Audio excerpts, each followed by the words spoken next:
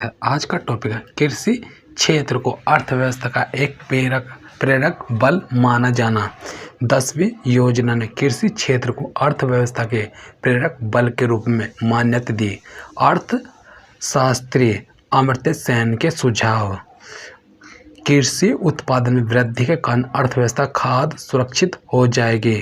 कृषि पर बाल रोजगार उत्पन्न करने में सहायक होगा। 92% रोजगार असंगठित क्षेत्र से कृषि सबसे प्रमुख। लोगों की क्रय शक्ति में बढ़ोतरी होगी, जो बाजार विफलता की स्थिति को प्रतिस्थापित कर देगी। प्रतिवर्ती अर्थात कृषि क्षेत्र पर बल देकर अर्थव्यवस्था उद्योगों से हुई अपनी आय में वृद्धि करेगी। कृषि को कोर एलिमेंट मानते हुए कुछ महत्वपूर्ण सुझाव दिए गए हैं।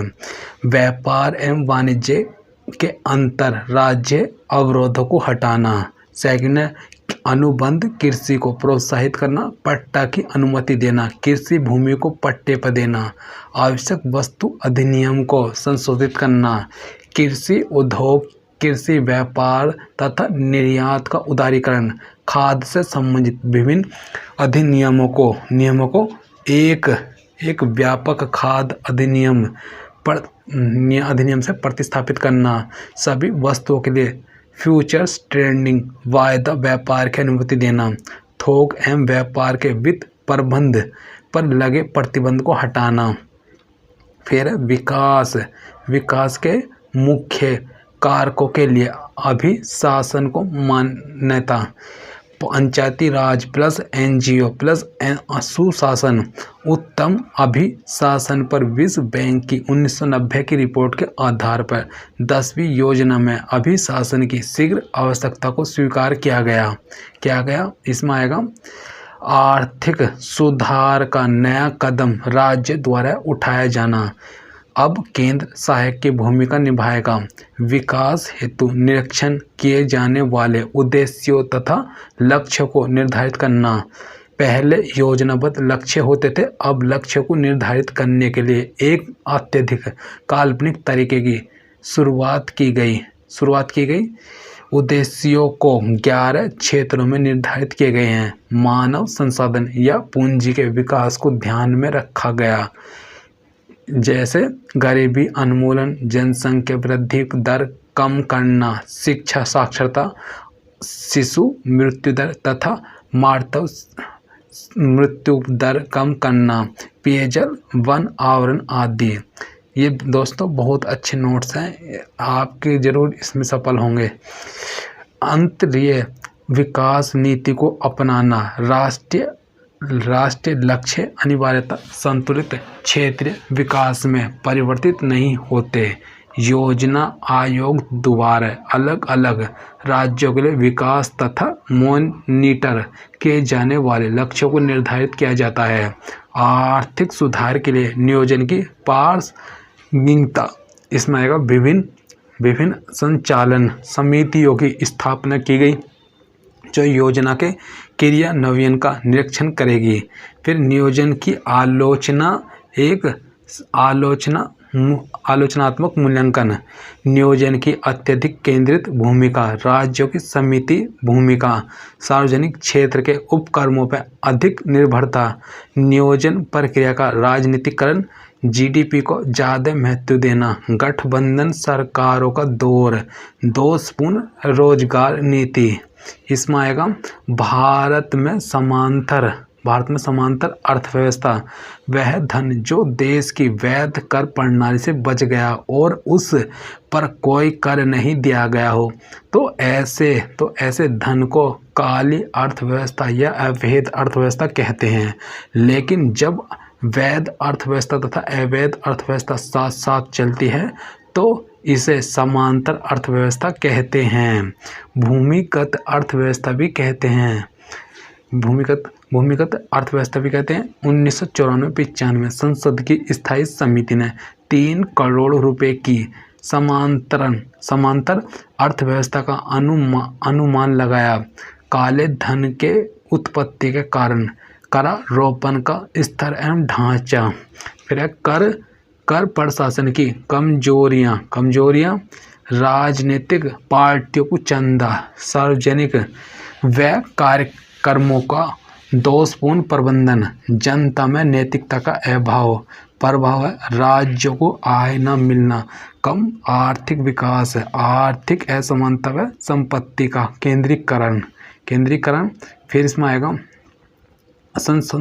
संसाधनों संपत्ति की ओर विचलन, धन का अपव्यय, उपयोग, फिजूल खर्च, धन अनुत्पादन कार्य की ओर खिसक जाता है, मुद्रास्फीति को बढ़ावा, मूल्य वृद्धि, भारत में काला धन निकालने के उपाय।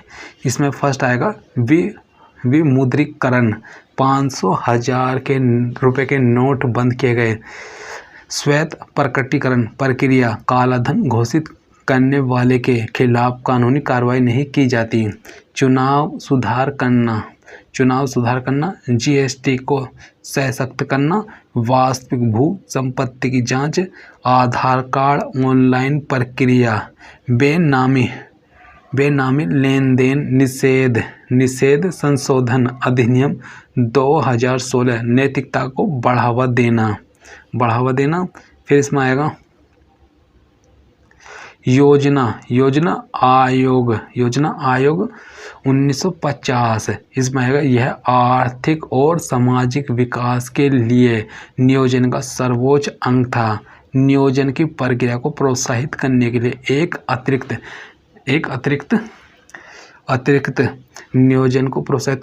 एक अतिरिक्त संवैधानिक निकाय का गठन किया गया। यह केंद्र तथा राज्यों को सहायता निर्धारित करने की प्रक्रिया के रूप में महत्वपूर्ण भूमिका निभाता है। फिर आएगा इसमें कार्य में आएगा, यह मूल रूप से सलाहकारी भूमिका निभाता है, देश के संसाधनों का प्रभावी एवं संतुलित उपयोग हेतु योजनाएं बनाता है। यह देश की भौतिक, पूंजीगत एवं मानवीय संसाधनों का आकलन करके उनके विकास के लिए योजनाएं बनाता था। भूमिका है सलाहकारी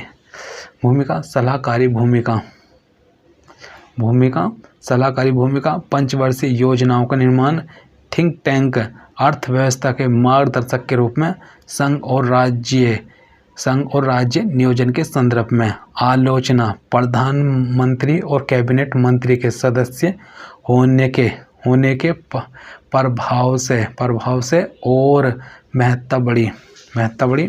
फिर दूसरी, संवैधानिक निकायों की तुलना में ज़्यादा महत्व गैर संवैधानिक होते हुए भी सुपर मंत्रिमंडल अपने कार्यों एवं कर्मचारियों में वृद्धि होती गई। और राज्य संबंध कमजोर होते गए। फिर इसमें आएगा योजना आयोग एक सुपर कैबिनेट, और फिर सुपर कैबिनेट नहीं है, योजना आयोग एक सुपर कैबिनेट है।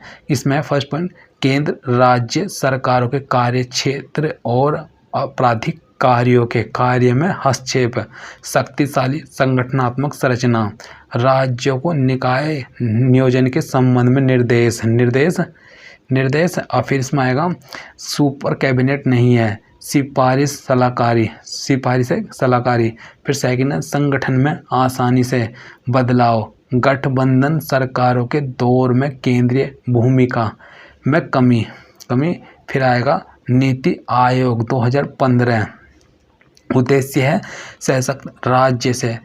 सशक्त राष्ट्र का निर्माण, सहकारी संघवाद को समृद्ध करना, ग्राम स्तर पर योजनाएं बनाने के तंत्र को विकसित करना, क्षेत्रीय योजनाएं, बॉटम टू टॉप प्लानिंग, राष्ट्रीय सुरक्षा के हितों तथा आर्थिक नीति में तालमेल।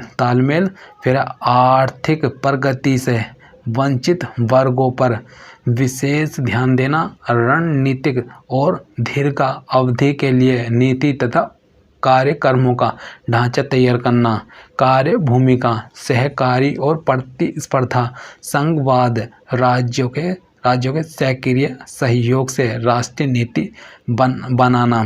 फिर परिमाणात्मक एवं गुणात्मक लक्ष्यों के साथ इसे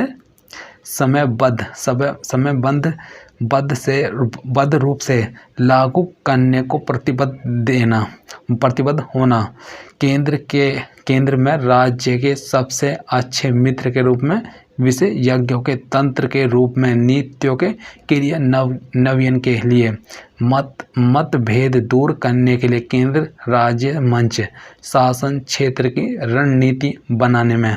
फिर है 7 पिलर्स ऑफ नीति आयोग। इसमें कौन कौन से हैं? समर्थक है लोक सेकंड है समर्थक गतिविधि, भाग लेना, सभी का आकलन। फिर समानता, महिला सशक्तिकरण, पारदर्शिता। फिर इसमें आएगा नीति आयोग की आलोचना में आएगा एक गैर संवैधानिक जो संसद के प्रति जिम्मेदार नहीं, कल्याणकारी योजनाओं के लिए फंड प्रभावित हो सकता है। योजना आयोग द्वारा प्रायोजित 60 योजनाओं में से नीति आयोग सिर्फ 10 योजनाएं चलाना चाहता है। इसका प्रभाव गरीब और वंचित वर्गों समुदाय पर होगा। योजना आयोग द्वारा राज्यों के लिए मानव विकास, महिलाओं के लिए उप योजनाओं, SC/ST के लिए योजनाओं की निगरानी की जाती थी, किंतु नीति आयोग के राष्ट्रीय कार्यक्रम में इसका उल्लेख नहीं है। नीति आयोग ने मुफ्त बाजार और प्रौद्योगिकी पर ज़्यादा ध्यान दिया जिससे राज्य के क्षेत्र में नकारात्मक असर हो सकता है। योजना आयोग या नीति आयोग द्वारा किए जाने वाले कार्यों को मंत्रिमंडल तथा अंतर्राज्यीय परिषद के माध्यम से किया जा सकता है। फिर राष्ट्रीय विकास परिषद, इसमें आएगा उद्देश्य योजना के कार्यान्वयन में राज्यों के सहयोग को प्राप्त करना, देश के सभी हिस्सों में संतुलित एवं तीव्र विकास को सुनिश्चित करना। फिर कार्य में आएगा, कार्य में योजना आयोग द्वारा बनाई गई राष्ट्रीय योजनाओं पर विचार करना, योजना के क्रियान्वयन में संसाधनों का अनुमान लगाना और सुझाव देना। यह पैटर्न योजना आयोग। फिर पंचवर्षीय योजना का खाका, यूनियन कैबिनेट के सम्मुख। फिर राष्ट्रीय विकास परिषद की स्वीकृति, सरकारी राजपत्र में प्रकाशित है। फिर पॉजिटिव पॉइंट है इसमें राष्ट्रीय योजना पर विचार करना ताकि आर्थिक विकास प्राप्त हो सके, योजनागत व्यय को मंजूरी देना, समाज के हर तबके को योजना के अंदर लाना, आलोचना सिफारिशें बाध्यकारी नहीं थी है। यह रबड़ की मोहर, राज्य योजनाओं की राशि घटती हुई विपक्ष की सरकार वाले राज्य योजना आयोग की सिफारिशों को जो का तो स्वीकार करना।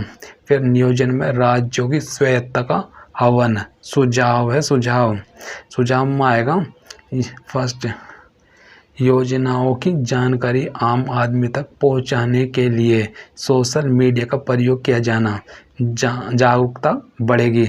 विकेंद्रीकृत नियोजन को संवैधानिक मान्यता, निर्देशात्मक सांकेतिक के दौर में बदलाव।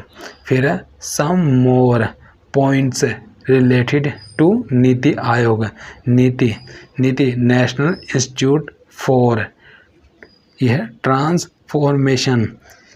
फॉर्मिंग। फिर इंडिया, स्थापना है 1 जनवरी 2015। नीति आयोग की मुख्य भूमिका राष्ट्रीय तथा अंतर्राष्ट्रीय महत्व के विभिन्न नीतिगत मुद्दों पर केंद्र तथा राज्य सरकारों को जरूरी रणनीतिक तथा तकनीकी परामर्श देने की होगी।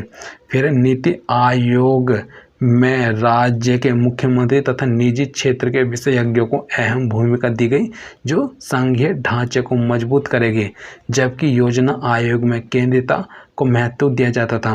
नीति आयोग की शाखाएं, अनुसंधान शाखा, उच्च कोटि के क्षेत्र विशेषज्ञों द्वारा यह शाखा अंत घरीय क्षेत्रीय विशेषज्ञता विकसित करना करेगी। फिर है सलाहकार शाखा, यह है कि शाखा केंद्र एवं राज्य सरकारों को उनकी आवश्यकताओं के अनुरूप सार्वजनिक एवं व्यक्तिगत, राष्ट्रीय एवं अंतर्राष्ट्रीय समाधानकर्ताओं के चतुर विशेषज्ञ दल की सुविधा प्रदान करने के साथ साथ अनुमान भी उपलब्ध कराया जाएगा।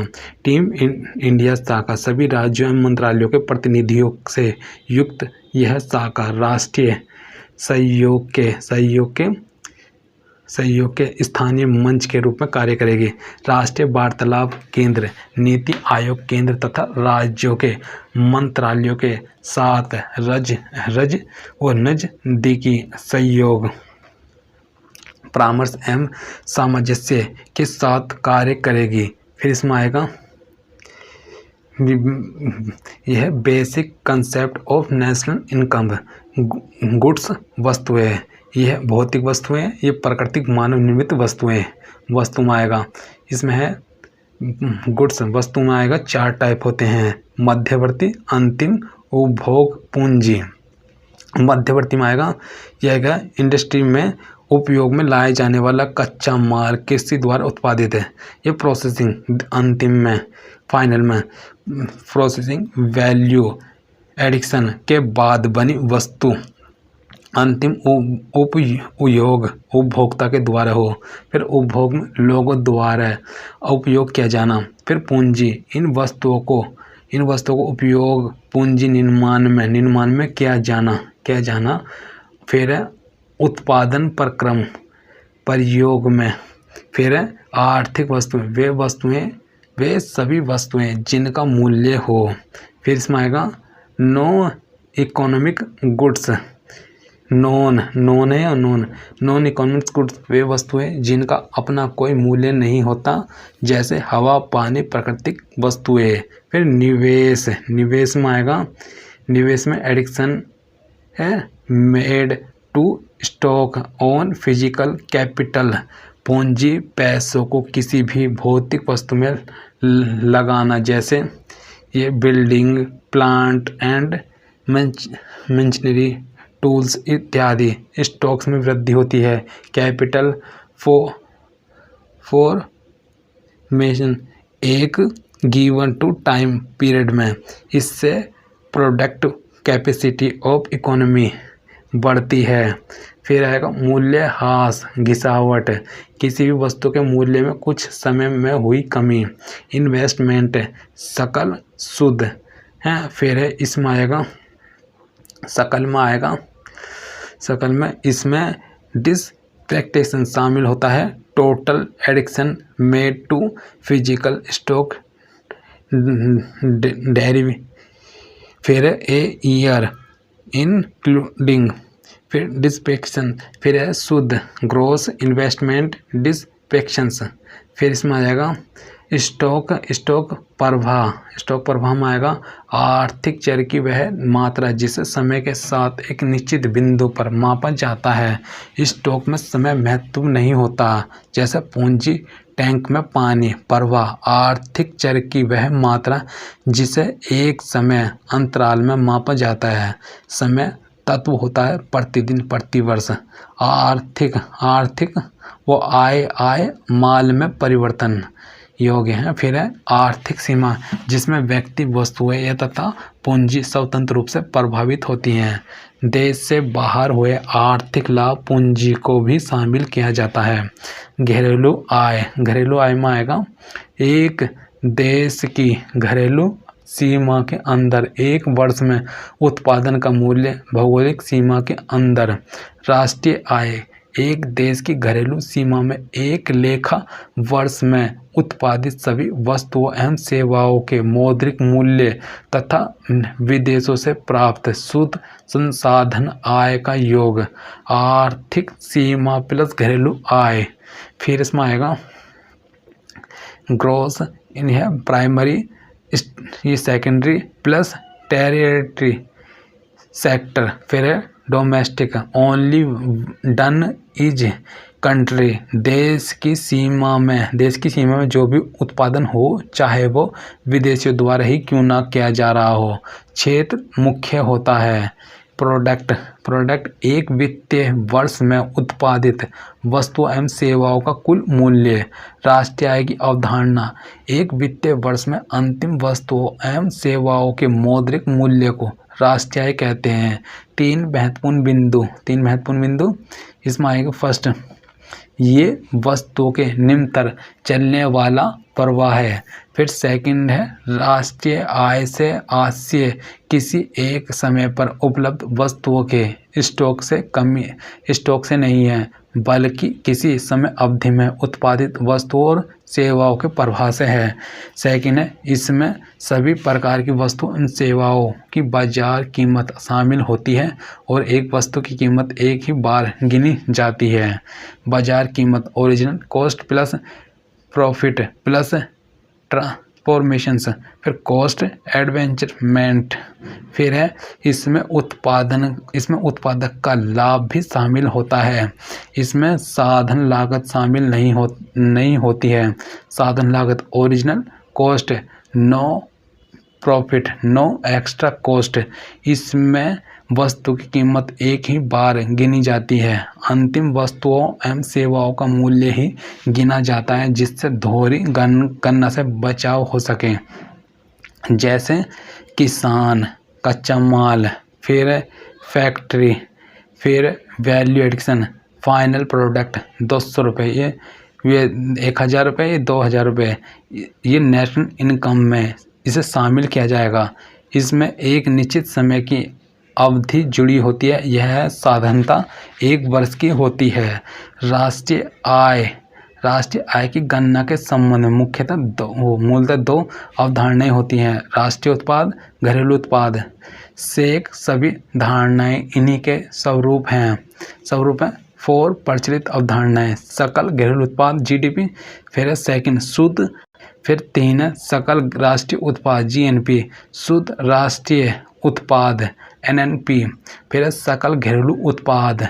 इसमें आ जाएगा जीडीपी में किसी देश में एक वित्तीय वर्ष में देश की भौगोलिक सीमा के भीतर उत्पादित समस्त अंतिम वस्तुओं और सेवाओं का कुल मूल्य, मौद्रिक मूल्य का योग जीडीपी है। फिर आएगा भारत के लिए यह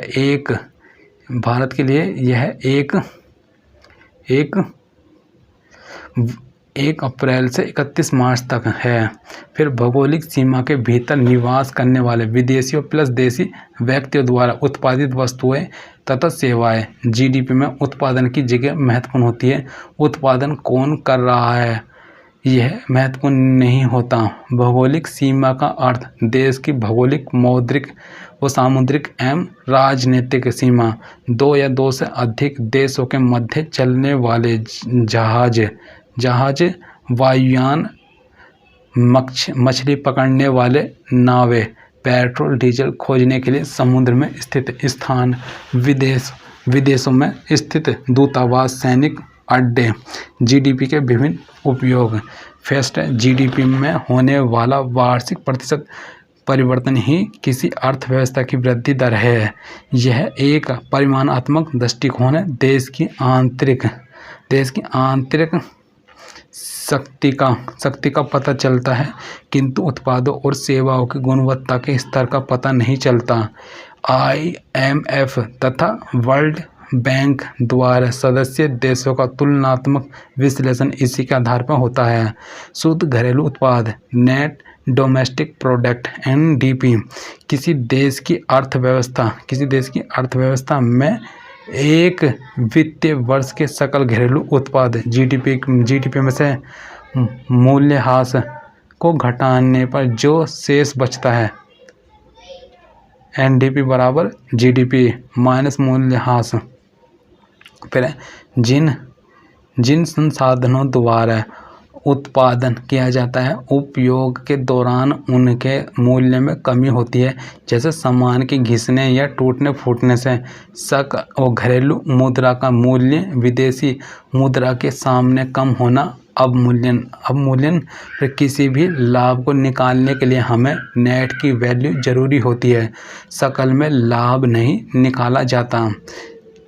फिर इसमें आएगा एनडीपी के प्रयोग घिसावट के कारण होने वाले नुकसान को समझने के लिए, अनुसंधान और विकास के क्षेत्र में अर्थव्यवस्था की उपलब्धि दर्शाने के लिए भी। एनडीपी का इस्तेमाल दुनिया की अर्थव्यवस्था की तुलना के लिए नहीं किया जाता है। हर देश में मूल्य कटौती, मूल्यह्रास की दर अलग अलग निर्धारित होती है। सकल राष्ट्रीय उत्पाद जीएनपी किसी देश में एक वित्तीय वर्ष में देश के निवासियों द्वारा उत्पादित वस्तुओं एवं सेवाओं के मौद्रिक मूल्य का योग। उत्पादन कौन कर रहा है यह महत्वपूर्ण होता है। सिर्फ भारतीयों द्वारा, देशवासियों द्वारा देश के बाहर उत्पादित वस्तुओं एवं सेवाओं के कुल मूल्य को शामिल किया जाता है तथा देश में रहने वाले विदेशियों की कुल आय को घटा दिया जाता है। GDP plus X minus M बराबर जीएनपी, वेयर एक्स देशवासियों द्वारा विदेशियों में अर्जित आय, फिर एम विदेशियों द्वारा देश में अर्जित आय, फिर विदेशियों से होने वाली आय में निम्नलिखित, फिर निजी प्रेषण भारत के नागरिकों द्वारा विदेशों में अर्जित आय, विदेशी कर्जे पर ब्याज जब एक अर्थव्यवस्था दूसरे देश को कर्ज दे, विदेशी अनुदान देश द्वारा प्राप्त किए गए एवं दूसरे देशों को दिए गए अनुदान का शेष शामिल होता है। जीएनपी के प्रयोग इसमें आएगा IMF द्वारा नेशनल इनकम के आधार पर देशों की रैंकिंग की जाती है। देशों को उनकी क्रय शक्ति तुल्यता PPP के आधार पर रैंक देता है। राष्ट्रीय आय को आंकने के लिए जीडीपी की तुलना में जीएनपी ज़्यादा विस्तृत पैमाना है। यह अर्थव्यवस्था की परिमाणात्मकता के साथ गुणात्मक तस्वीर भी पेश करता है। किसी अर्थव्यवस्था के पैटर्न द्वारा उसके उत्पादन के व्यवहार को समझने में मदद करता है। शुद्ध राष्ट्रीय उत्पाद यह एनएनपी किसी देश की अर्थव्यवस्था में एक वित्तीय वर्ष के सकल राष्ट्रीय उत्पाद जीएनपी में से मूल्यह्रास को घटाने पर जो शेष बचता है एनएनपी बराबर जीएनपी माइनस डिस्पेशंस। यह एनएनपी के प्रयोग इसमें आ जाएगा। यह किसी भी अर्थव्यवस्था की राष्ट्रीय आय नेशनल इनकम है। जीडीपी, एनडीपी, जीएनपी सभी राष्ट्रीय आय ही है, लेकिन इन्हें एनआई के तौर पर नहीं लिखा जाता। यह राष्ट्रीय आय को आंकलित करने का सबसे बेहतरीन तरीका है। देश की प्रति व्यक्ति आय का पता चलता है। बाजार मूल्य सकल घरेलू उत्पाद इसमें आएगा। देश की सीमा के अंतर्गत निवासी और गैर निवासी उत्पादक इकाइयों द्वारा बाजार मूल्य पर व्यक्त मूल्य वर्धनों का योग। बाजार टेंस टू उत्पादन लागत प्लस लाभ प्लस परिवहन लागत आदि, अर्थात उपभोक्ता को जिस मूल्य पर वस्तु या सेवा मिल रही है। जीडीपी एट मार्केट प्राइस साधन लागत पर सकल घरेलू उत्पाद इसमें आएगा। वस्तु की उत्पादन लागत बराबर है साधन लागत, फिर वस्तु जिस कीमत पर फैक्ट्री से निकलती है इसमें प्रॉफिट, ट्रांसफॉर्मेशन कॉस्ट, टैक्स आदि शामिल नहीं होते। GDP at factor cost GDPFC, GDPMP minus indirect tax plus subsidy. फिर वास्तविक सकल घरेलू उत्पाद रियल जीडीपी, सांकेतिक सकल घरेलू उत्पाद नॉमिनल जीडीपी। फर्स्ट है सकल आय में से मूल्यह्रास को घटाकर निवल या शुद्ध राशि प्राप्त होती है। इसमें आएगा सांकेतिक सकल घरेलू उत्पाद में मुद्रास्फीति या अपस्फीति के कारण बाजार मूल्य में होने वाले वार्षिक परिवर्तन को यह नॉमिनल जीडीपी में शामिल करते हैं। रियल जीडीपी सकल घरेलू उत्पाद का सही माप है। यह नॉमिनल जीडीपी का मूल्यांकन बाजार के वर्तमान मूल्य पर करते हैं। राष्ट्रीय आय की गणना करेंगे। इसमें आएगा बाजार कीमत, साधन कीमत, स्थिर मूल्य, वर्तमान मूल्य। बाजार कीमत जिस कीमत पर क्रेता खरीदने को तथा विक्रेता बेचने को तैयार होता है। यह साधन कीमत में आएगा किसी वस्तु की उत्पादन लागत, जैसे 1500, 500, 200। ठीक है, ये ओरिजिनल कॉस्ट है 1500 और ये टैक्स 500, ये मार्केट प्राइस हो गया 2000। ठीक है, फैक्टर कॉस्ट बताइए ओरिजिनल। फैक्टर कॉस्ट में उत्पादन का लाभ शामिल होता है। किसी उत्पादन के लिए 4 साधनों का प्रयोग किया जाता है, जैसे भूमि, पूंजी, श्रम, उद्यम। उक्त 4 साधनों पर आने वाले कुल लागत के योग को कुल उत्पादित मात्रा में भाग देने पर उस वस्तु की साधन कीमत ज्ञात होती है। यह निर्माता को नज़रिए से वस्तु की कीमत है। इसे कारखाना लागत भी कहते हैं। Factor cost, total cost, total यह क्वांटिटी। बाजार कीमत में आएगी। बाजार कीमत में इसमें टैक्स, प्रोडक्शन कॉस्ट, प्रॉफिट आदि जुड़े होते हैं। इसमें मोल भाव किया जा सकता है। अलग अलग जगहों पर एक वस्तु की बाजार कीमत अलग अलग होती है। राष्ट्रीय आय की गणना करना कठिन, कीमत अलग अलग होने की वजह से। फिर है साधन लागत। इसमें नहीं होते, इसमें मोल भाव संभव नहीं है। लगभग हर जगह एक ही होता है। राष्ट्रीय आय की गणना आसान है। राष्ट्रीय आय को साधन कीमत पर आंकना अधिक व्यवहारिक है, परंतु वर्तमान में राष्ट्रीय आय की गणना मार्केट कॉस्ट तथा फैक्टर कॉस्ट दोनों में की जाती है। स्थिर मूल्य आधार वर्ष में वस्तुओं एवं सेवाओं की जो कीमत होती है उसी पर ही स्थिर मूल्य पर राष्ट्रीय आय की गणना की जाती है। स्थिर मूल्य के मामले में मुद्रास्फीति को पहले के 1 साल में स्थिर माना जाता है। वर्तमान मूल्य जिस वित्तीय वर्ष में राष्ट्रीय आय की गणना करनी हो उसी वर्ष वस्तु एवं सेवा की जो भी कीमत होती है उसी मूल्यों पर ही राष्ट्रीय आय की गणना की जाती है। राष्ट्रीय आय की गणना स्थिर मूल्य तथा वर्तमान मूल्य दोनों पर ही निकाली जाती है। वर्तमान मूल्य फिर ग्रेटर देन स्थिर मूल्य। फिर इसमें आएगा वर्तमान मूल्य में आज ही की मुद्रास्फीति को जोड़ा जाता है। दरअसल वर्तमान मूल्य किसी वस्तु का एमआरपी ही है। राष्ट्रीय आय की गणना करते वक्त सावधानियां। राष्ट्रीय आय में केवल उपभोग एवं पूंजीगत वस्तु एवं सेवाओं के मूल्य को जोड़ा जाता है। केवल अंतिम वस्तु सेवाओं के मूल्य को जोड़ा जाता है। मध्यवर्ती वस्तु की गणना साधन लागत पर की जाती है। आयातित वस्तु के मूल्य को नहीं जोड़ा जाता क्योंकि वह अपने देश में उत्पादित नहीं होती। राष्ट्रीय आय के आकलन की विधियाँ 3 विधियाँ हैं। आय विधि, व्यय विधि, यह उत्पादन विधि। फिर आय विधि में आ जाएगा उत्पादन इकाइयों में से आय जनित होती है। वह उत्पादन के साधनों के संयुक्त प्रयास का परिणाम होती है।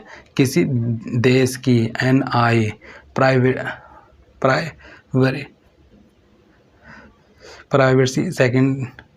प्राइमरी सेकेंडरी टेररी सेक्टर उत्पादित वस्तुएं एवं सेवाओं के मूल्य का योग एक ही वित्तीय वर्ष में नेशनल इनकम को एनएनपी एट फैक्टर कॉस्ट में निकाला जाता है। यह आय वास्तव में उत्पादन क्रिया में लगे सभी साधनों के प्रयोग का प्रतिफल होती है। साधन भूमि लगान, श्रम मजदूरी, पूंजी ब्याज, साहस लाभ, इन चारों साधनों द्वारा उत्पादित आय का योग है। आय विधि के अंतर्गत हम निम्न 4 साधन आय को जोड़ते हैं। कर्मचारियों की क्षतिपूर्ति आय, जिसमें वेतन तथा मजदूरी नियोक्ताओं द्वारा सामाजिक अंशदान का मूल्य सम्मिलित है। परिचालन अधिशेष, रेंट, पोएट्री, ब्याज लाभ, स्वनियोजित कई मिश्रित आय, विदेशों से शुद्ध आसाधन आय, विदेशों में रहकर काम करने वालों की आय। फिर आएगा इसमें NNP 1+2 2+3 3+4 अबाव 4 पॉइंट घरेलू आय, विदेशों से शुद्ध साधन आय, कर्मचारियों का शुद्ध पारिश्रमिक प्लस विदेशों से संपत्ति व शुद्ध वो उद्यमशीलता की शुद्ध आय प्लस कंपनियों की विदेशों से प्रतिधारित आय यह NNP-FC मूल्यह्रास प्लस मूल्यह्रास शुद्ध, यह शुद्ध अप्रत्यक्ष कर राष्ट्रीय आय की गणना करते वक्त निम्नलिखित को शामिल नहीं करते हैं। यह हस्तांतरण, भुगतान, मोन ट्रांसफर, यह उत्पादन क्रिया नहीं है, जैसे वृद्धा पेंशन, उपहार, वजीफा आदि। वृद्धा पेंशन एक कल्याणकारी प्रयास, ये एक हस्तांतरण भुगतान है, वृद्ध व्यक्ति द्वारा कोई कार्य नहीं किया जाता। सेवानिवृत्त पेंशन भूतकाल में दी गई सेवाओं के लिए किया गया भुगतान है, यह कर्मचारियों को दिया गया पारिश्रमिक का हिस्सा है, जैसे वो भूतकाल में PF में जमा किया गया पैसा, इसमें NI में जोड़ा जाता है। गैर कानूनी आय, पुरानी वस्तुओं को बेचने से प्राप्त आय निगम कर, क्योंकि ये लाभ को काट कर दिए जाते हैं। फिर अप्रत्यक्ष कर यह वस्तु एवं सेवाओं को मूल्य बढ़ा देते हैं, इन्हें बाजार मूल्य राष्ट्रीय आय की गणना करते वक्त शामिल करते हैं। उत्पादन इकाई के मालिक द्वारा दी जाने वाली मुक्त सेवाएं, आकस्मिक लाभ जैसे लॉटरी, स्व उपभोग के लिए उत्पादन, पूंजीगत लाभ, बेरोजगारी भत्ता। फिर इसमें आएगा निम्नलिखित शामिल होगा, इसमें आएगा स्वामी द्वारा प्रयोग किए जाने वाले घर का अनुमानित किराया, पुराने स्कूटर के डीलर को प्राप्त कमीशन, संसद सदस्यों का भत्ता, उत्पादन विधि सकल मूल्य वृद्धि भी कहते हैं। GDP किसी देश की भौगोलिक सीमाओं में एक वित्तीय वर्ष में उत्पादित होने वाली वस्तुओं एवं सेवाओं का योग, मध्यवर्ती वस्तुओं को हटा दिया जाता है। राष्ट्रीय आय में किसी अर्थव्यवस्था में किसी अवधि में कुल उत्पाद का योग, उत्पादन विधि या उत्पादन क्रिया में लगे हुए साधनों से प्राप्त आय का योग, आय विधि, उत्पादित वस्तुओं एवं सेवाओं पर होने वाले व्यय का योग, व्यय विधि। फिर इसमें आएगा उत्पादन विधि में है यह अर्थव्यवस्था के कुल उत्पादन में उत्पादक इकाइयों के अंशदान की माप प्रस्तुत करता है। उत्पादन प्राथमिक क्षेत्र, द्वितीय क्षेत्र, तृतीय क्षेत्र का अंश। फिर सकल मूल्य वर्धन, अंतिम निर्मित वस्तुएं एवं सेवाएं माइनस मध्यवर्ती उपयोग। फिर इसमें आएगा राष्ट्रीय आय बराबर हो जाएगा सकल मूल्य वर्धित प्लस अप्रत्यक्ष कर माइनस सब्सिडी। फिर अप्रत्यक्ष कर क्यों, अंतिम वस्तु पर अप्रत्यक्ष कर कहीं नहीं कहीं निर्माता देता ही है, जैसे यह ट्रांसफॉर्मेशन। फिर एडवेंचरमेंट फिर आदि। फिर गवर्नमेंट को रिवेन्यू प्राप्त होता है। सरकार द्वारा वस्तु पर दी गई सब्सिडी को एक्टिंग करते समय घटाया जाता है, इसमें अप्रत्यक्ष कर का कोई रूल नहीं होता। उत्पादन विधि से गणना करते वक्त निम्नलिखित सावधानी जरूरी है, जिससे दोहरी गणना न हो, शामिल नहीं किया जाएगा। जिस वर्ष की राष्ट्रीय आय की गणना नहीं करनी हो, उसी वर्ष की उत्पादित वस्तुओं को शामिल किया जाता है, जैसे FIR film so car productions. फिर आएगा 2015-16 ईयर फर्स्ट, इसमें आएगा 31 मार्च, यह है 1 अप्रैल से तो 31 मार्च 2016 तो 2015 माना इस वर्ष सिर्फ सिर्फ 40 कार ही सेल हुई तथा 60 बची रहेगी। इन्हें स्टॉक में रखा जाएगा। तो जीडीपी में इन 40 गाड़ियों को ही शामिल किया जाएगा तथा बची हुई 60 को उस वर्ष शामिल किया जाएगा जिस वर्ष ये बिकेंगी। पुरानी वस्तुओं की खरीद एवं बिक्री। फिर अनुचित अवैध गतिविधियों के कारण उत्पादन। गैर आर्थिक वस्तुएं जैसे हवा एवं पानी। फिर इसमें आएगा छात्रवृत्ति एवं पेंशन, इसके बदले में कोई सेवा नहीं दी जाती। शेयर एवं डिबेंचर, वर्ष के दौरान इसे खरीदा एक बार जाता है तथा वर्ष भर इसमें मूल्य में वृद्धि या गिरावट होता है। इसमें सेवाएं नहीं दी जाती। किसी उत्पादन इकाई में पहले से रखे गए स्टॉक के मूल्य में वृद्धि राष्ट्रीय आय को प्रभावित नहीं करेगी। फिर व्यय विधि में होगा उपभोग विनियोग विधि। इसमें आएगा एक लेखा वर्ष में बाजार कीमत पर सकल घरेलू उत्पाद पर किए गए अंतिम व्यय का माप किया जाता है। जीडीपी एमपी एक लेखा वर्ष के दौरान एक अर्थव्यवस्था में सभी अंतिम व्यय का योग होगा। फिर y बराबर c plus I plus G plus X minus M, where y बराबर राष्ट्रीय आय। फिर इसमें आएगा c निजी अंतिम उपभोग व्यय। फिर g बराबर होगा सरकार का अंतिम उपभोग व्यय।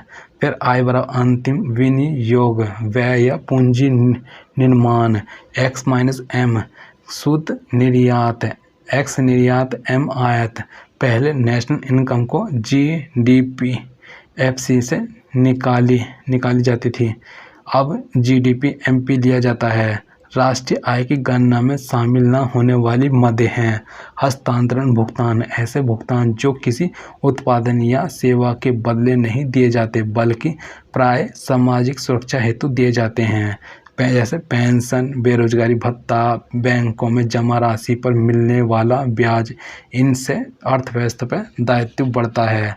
पूंजीगत लाभ इसमें आ जाएगा यह वस्तुओं एवं सेवाओं के वास्तविक उत्पादन पर नहीं बल्कि बाजार के व्यापक स्फीतिकारी प्रभाव के कारण प्राप्त होते हैं। जैसे मकान कीमत 25 लाख रुपए, फिर इसके है हाई हो जाने पर स्फीतिकारी प्रभाव कीमत 40 लाख रुपए तो लाभ 15 लाख रुपए। इसे राष्ट्रीय आय में शामिल नहीं किया जाएगा। आयकर निगम कर, व्यक्ति को सैलरी पहले ही टैक्स काट कर मिलती है। गैर कानूनी गतिविधियां, जुआ, तस्करी आदि। पुरानी वस्तुओं की खरीद एवं बिक्री।